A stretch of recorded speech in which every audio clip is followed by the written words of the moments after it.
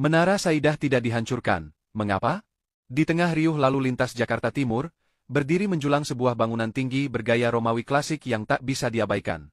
Pilar-pilarnya besar, catnya putih megah, dan langit-langitnya menjulang tinggi.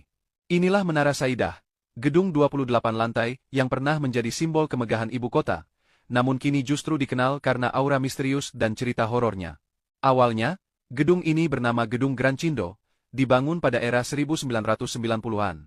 Perubahan nama menjadi Menara Saidah terjadi setelah gedung ini direnovasi besar-besaran dan resmi beroperasi pada tahun 2001. Saat itu, tak sedikit perusahaan ternama yang memilih berkantor di sini. Gedung ini dilengkapi fasilitas modern, sistem lift canggih, dan desain arsitektur neoklasik yang mencolok di antara gedung-gedung lain di sekitarnya.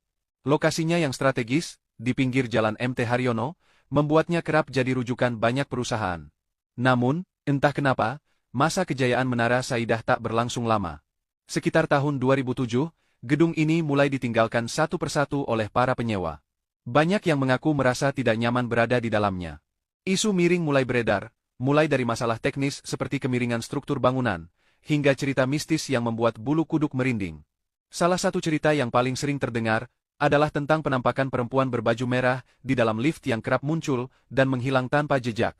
Lift di Menara Saidah memang menjadi titik yang paling sering disebut dalam kisah-kisah menyeramkan.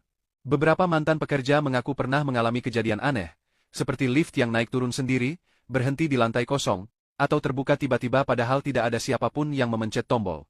Bahkan, ada kisah pengemudi ojek online yang pernah menerima pesanan dari lantai yang sudah lama kosong, dan saat sampai, tak ada siapapun yang menemuinya.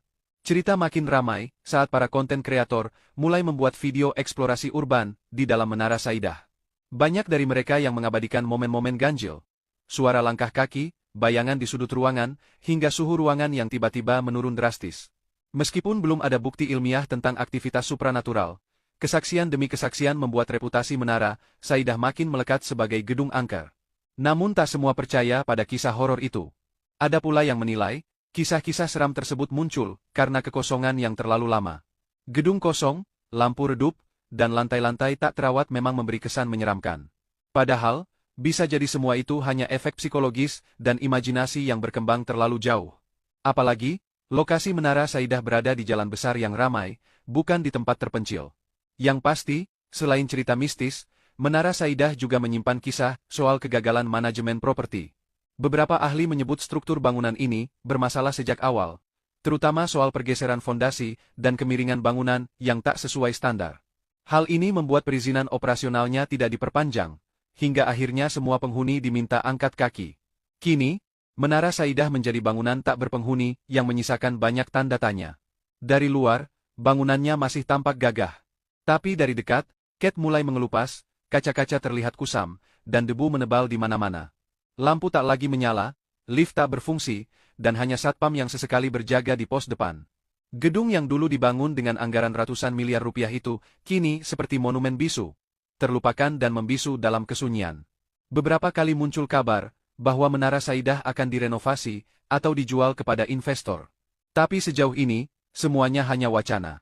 Tak ada aktivitas renovasi yang terlihat, dan tak ada juga tanda-tanda akan dibuka kembali. Sementara itu, setiap bulan Agustus atau malam Jumat, selalu ada saja cerita baru dari orang yang penasaran mencoba masuk atau melihat dari dekat. Dengan segala misteri, sejarah, dan pertimbangan yang mengelilinginya, Menara Saidah bukan sekadar bangunan kosong yang ditinggalkan. Ia adalah simbol dari perubahan zaman, benturan antara kemajuan dan ketidaksiapan, serta refleksi akan bagaimana sebuah bangunan bisa menyimpan banyak cerita, dari masa keemasan hingga aura mistis yang membungkusnya. Entah akan dibiarkan, direvitalisasi, atau suatu hari benar-benar diruntuhkan, Menara Saidah telah terlanjur menjadi bagian dari narasi Jakarta yang tidak mudah dilupakan.